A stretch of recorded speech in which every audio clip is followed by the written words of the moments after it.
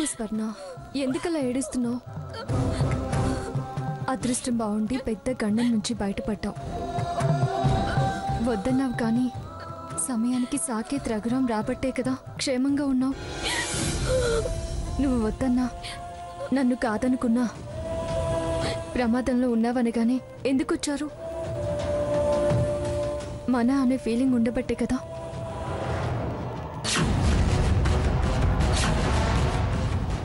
సావిత్రి, సావిత్రి రా, బయటికి రా.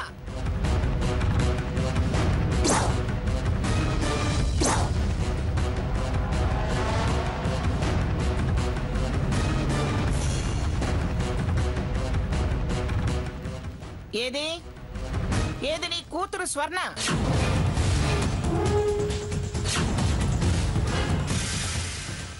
ఏమే బుద్ధి తక్కువదానా?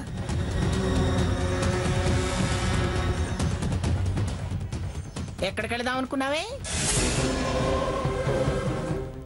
పిల్లాన్ని ఏం చేద్దాం అనుకున్నావే? చదువుకున్న దానివి, ఏమిటి జ్ఞానం లేని పనులు? నిన్నే చెప్పాను, మాటలు కోటలు దాటుతాయి గాని చేతలు గడప దాటలేవని.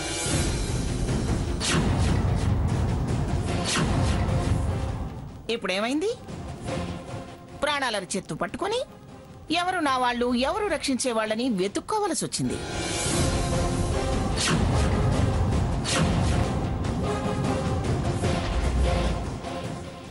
నా మనవళ్లే రాకపోతే నీ బతుకేమయ్యేదే?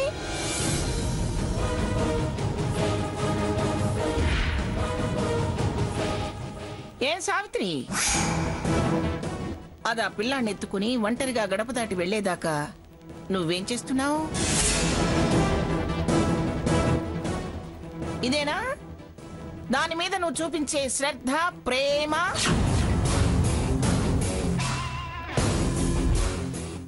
ఏం రామచంద్రయ్య మాస్టారు, అది చేసిన పనిని సమర్థిస్తారా, తప్పంటారా? హాస్పిటల్లో నా కూతురు అంటూ గుండెలు కొట్టుకుంటూ వెనకేసుకొచ్చావుగా.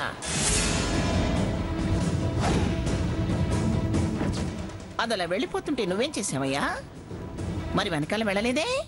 అది వెళ్ళటం మేము చూడలేదమ్మా.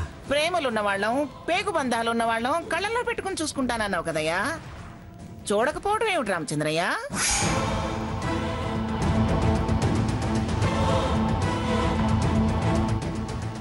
అది నీ కళ్ళల్లో కారం కొట్టి వెళ్ళిందా? నా కూతుళ్ళు రత్నాలు, వజ్రాలు అన్నవాడివి, వాటిని కాపాడుకోవటం తెలీదా నీకు? ఏదైనా జరగరాంది జరిగితే ఏం చేసేవాడివి?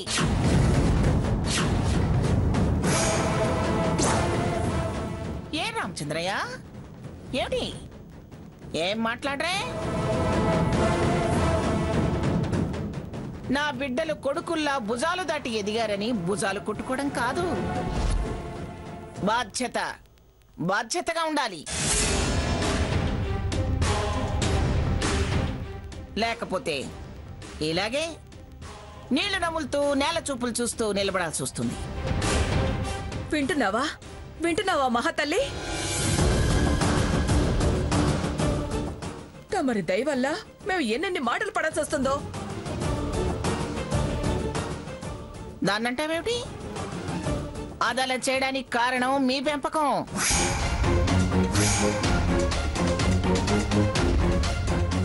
మీ ప్రవర్తన.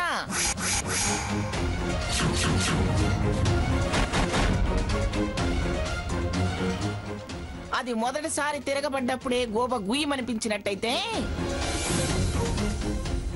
అది ఇక్కడ ఉండేది కాదు, గడప దాటి వెళ్లేది కాదు.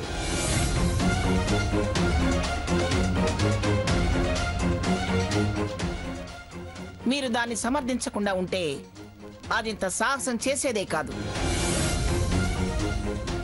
చేయాల్సిన పని చేయాల్సినప్పుడు చేయకుండా ఇప్పుడు దాని మీద కేకలేస్తావే?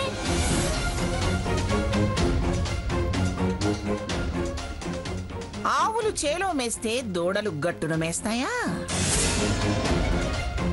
మీ నోటితోనే వాళ్ళని మమ్మల్ని పొగిడారు, ఇవాళ మమ్మల్ని తప్పు పడుతున్నారు.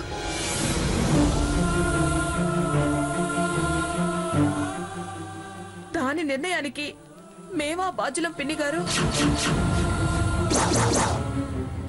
అవును, పిల్లల తప్పుడు నిర్ణయాల వెనక పెద్దల పెంపక ప్రభావం కూడా ఉంటుంది.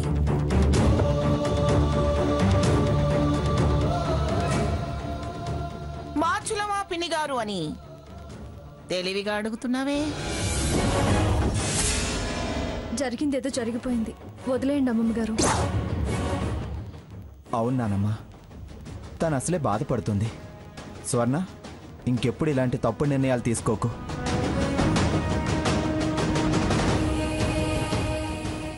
నీ గురించి ఆలోచించేవాళ్ళు నీ వాళ్ళు లేరనుకుంటున్నావు, కానీ మేమంతా ఉన్నాం. నీ మీద మాకెవరికి కోపం లేదు. ఏమిట్రా, అదేదో అమాయకురాలు ఆలోచన లేనిదన్నట్టు దానికి చెప్తున్నావు?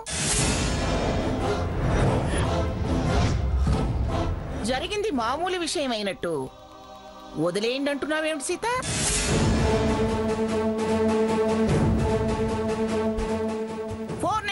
అని సాకేత్నే ఎదిరించిన గొప్ప తెలివైన బుర్రదాంది.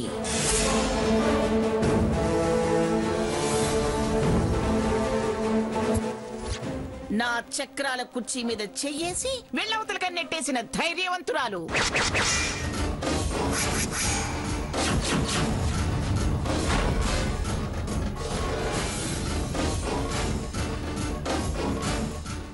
అనవే, ఇప్పుడు అనవే. రా, 498 అని ఇప్పుడను.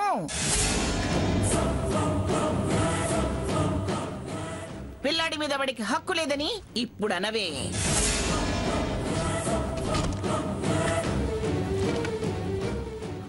ఏయ్, కన్నది నువ్వే కావచ్చు, కానీ కన్న తండ్రి వాడు. వాడికి పిల్లాడి మీద సమాన హక్కులున్నాయి.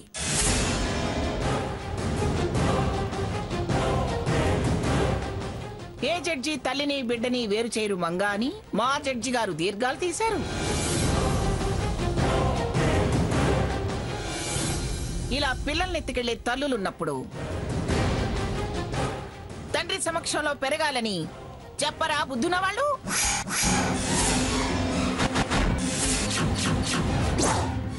$78 తగ్గి నీ మీద 420 కేసు పెడతా. నువ్వేమనుకుంటున్నావో?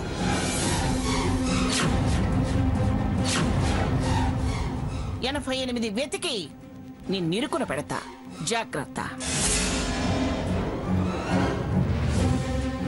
రావే, రా, వచ్చి ఇప్పుడు నెట్టవే కుర్చీ. నెట్ట.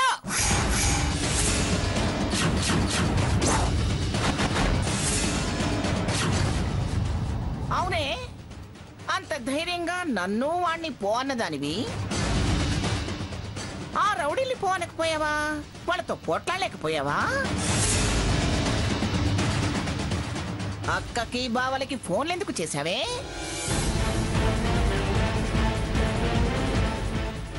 చూడు, నిన్ను పిల్లాన్ని రక్షించుకుంది వాడే, నీ మొగుడు. రక్షించి దక్కించుకున్న సొత్తు మీద వాడికి సర్వ హక్కులు ఉన్నాయి.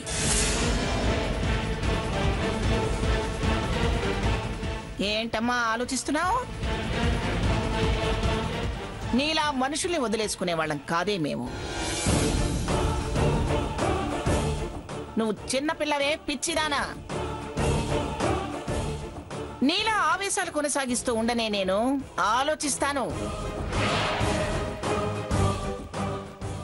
నేను నా పిల్లల క్షేమం ఆలోచిస్తాను. రా, ఇంటికెళ్దాం. రా. నేను రాను.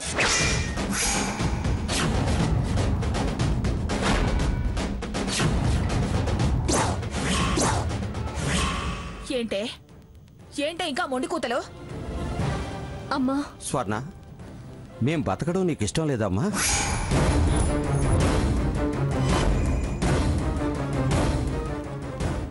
సరే, వద్దు రామచంద్రయ్య, వద్దు.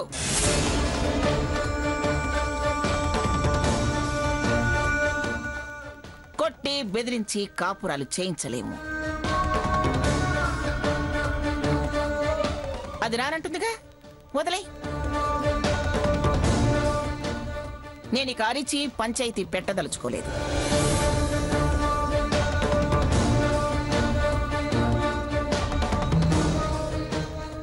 చూడు రామచంద్రయ్య, దానిలా మొండికేస్తూ రావాల్సింది అని ఖచ్చితంగా నేను అన్నా.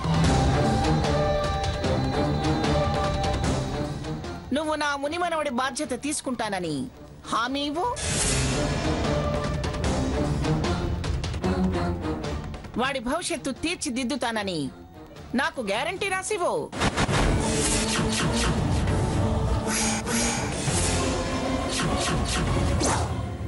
హక్కులు అధికారాలు అని ఇక నేనేం గొడవ చేయదలుచుకోలేదు. స్వర్ణ, ఇంకా ఎందుకే? ఎవరి అవసరం ఎవరికో అర్థం చేసుకో. ఇంకా ఎంతకాలమే సాగదిద్దా? మా మాట విను. మాకింత బాధ, వారికి కోపం మిగిల్చకే. స్వర్ణ, వద్దు వద్దు, దాన్ని బతిలాడద్దు, బలవంతం చెయ్యొద్దు. ఇక వదిలేయండి. తన చేతగాని తనంతో గెలవలేక వెనక్కి తిరిగి వెళ్ళిపోతుంది మంగమ్మ అని, స్వర్ణ చేతిలో ఓడిపోయిన మంగమ్మ అని, ఏమీ చేయలేక తోక ముడిచిన మంగమ్మ అని మీరంతా అనుకుంటున్నారేమో.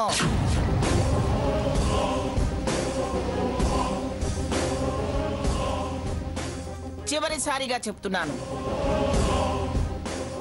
నువ్వు వస్తే ఇప్పుడు మాతో బయలుదేరిరా, లేదా నోటీసులు ఇచ్చిన గడువు లోపు 15 లక్షలు కట్టాలి.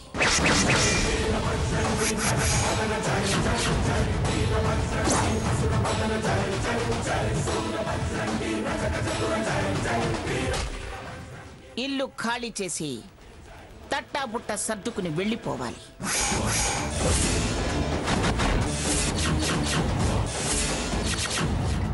కాని పక్షంలో అది కాపురానికి రావాలి.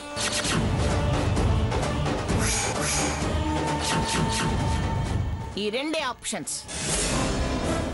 ఇక ఈ విషయంలో రికమెండేషన్లు లేవు, రిలాక్సేషన్స్ లేవు, ఎగ్జంప్షన్స్ లేవు, ఎక్స్టెన్షన్లు లేవు. ఓన్లీ డెసిషన్, అంతే. పదండ్రా వెళదాం.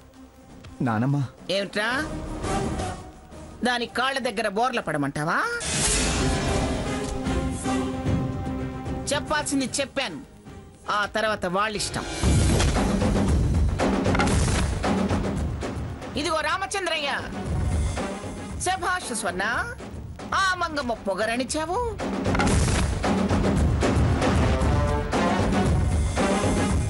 గొప్ప విజయం సాధించావు అని నీ కూతుర్ని పొగిడితే పొగుడుకో, నాకేం అభ్యంతరం లేదు.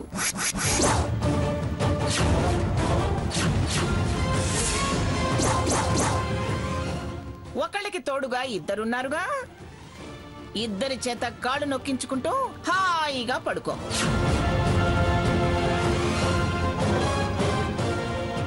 చూడండి, కండిషన్స్ విన్నారుగా.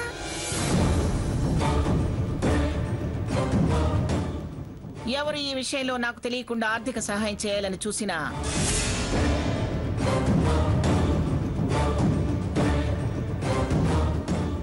దాని కాపురం నిలబడదు. అది గుర్తుంచుకోండి.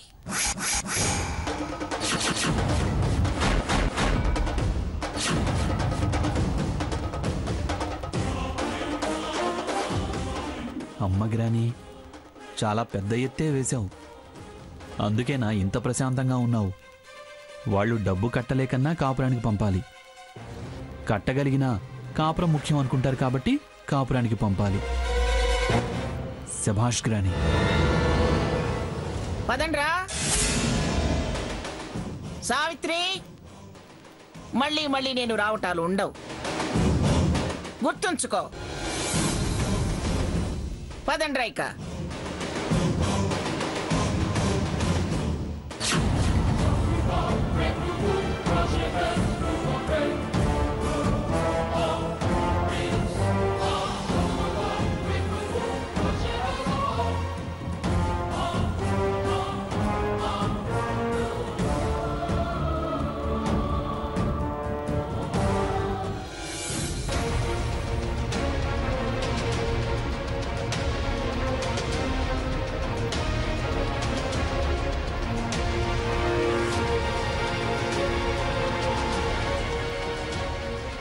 నిన్ను చూస్తుంటే చాచి కొట్టాలనిపిస్తుంది.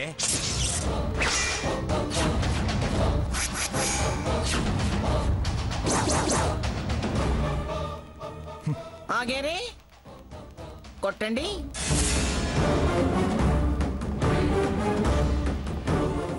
ఆ ముచ్చట కూడా తెచ్చుకోండి. ఆ తర్వాత తెలుస్తుంది మంగమ్మంటే ఏమిటో. ఏమిటో తెలిసేది? తల తీసి మొలేస్తావా? నేనేం చేశానని అంత ఆవేశపడుతున్నారు మీరు? సిగ్గు లేకుండా ఏం చేశానని అంటున్నావే? చేయాల్సిన మొదల పనులన్నీ చేసి వచ్చి ఏం చేశానని ప్రశ్నలేస్తావే?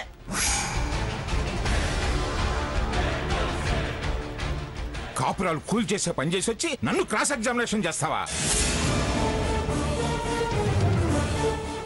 లక్షలు కట్టమన్నావట, కట్టేస్తే బంధాలు తెంచేస్తావా?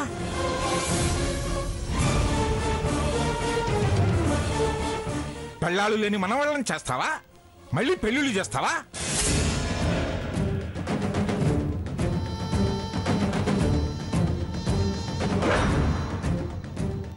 ఘనకార్యం ఏదో చేసి వచ్చినట్టు నన్ను ఊరూరు చూస్తావేమిటి?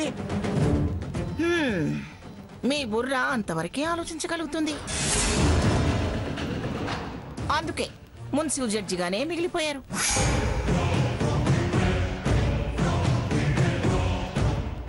నేనే కాపురాలు కూల్చే ఆలోచన చేయలేదు, నిలబెట్టే ప్రయత్నమే చేసి వచ్చాను. డబ్బు గడితేనే సంబంధాలను వచ్చి మళ్ళీ ఈ మాట ఏమిటి? అదే మరి, వాళ్ళు ఎలాగూ డబ్బు కట్టలేరు కాబట్టి అది బిడ్డని చంకనేసుకుని కాళ్ళ బేరానికి వస్తుంది. అర్థమైందా? ఈ మాత్రం కూడా ఆలోచించలేని మీరేం జడ్జి అండి?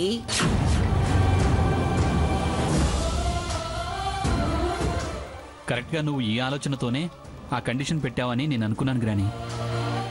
విన్నారా? సరిగ్గా విన్నారా? ఏమండి, మీ మెదడుకి నా మెదడుకి తేడా ఎంతో తెలుసా? నా మెదడు తులం 1,00,000 పలికితే మీ మెదడు కేజీ 10 రూపాయలు కూడా పలకదు. నీ తల పొగరు వాడి తల తక్కే ఇంత దాకా తీసుకొచ్చింది.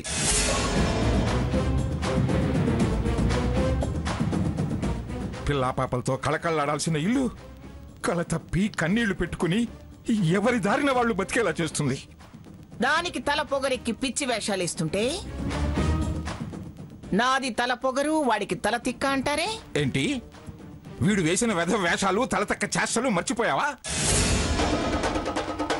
మావయ్య గారు, అదంతా ఎప్పటి సంగతో కదా, ఇప్పుడెందుకు, వదిలేయండి. అప్పటి పాపాలే ఇప్పుడు ఇలా శిక్షలుగా మారాయమ్మా. తాతయ్య, ఇవన్నీ ఎల్లకాలం ఉండేవి కావు, అన్నీ సర్దుమణుగుతాయి. పొరప వీళ్ళ బుద్ధే చెడిందనుకున్నాను. నీకు వీళ్ళకబట్టిన పిచ్చే పెట్టింది. అందుకే పెళ్ళానికి అడ్డదడ్డమైన కండిషన్స్ పెట్టి ఇంటికి రాకుండా చేశావు.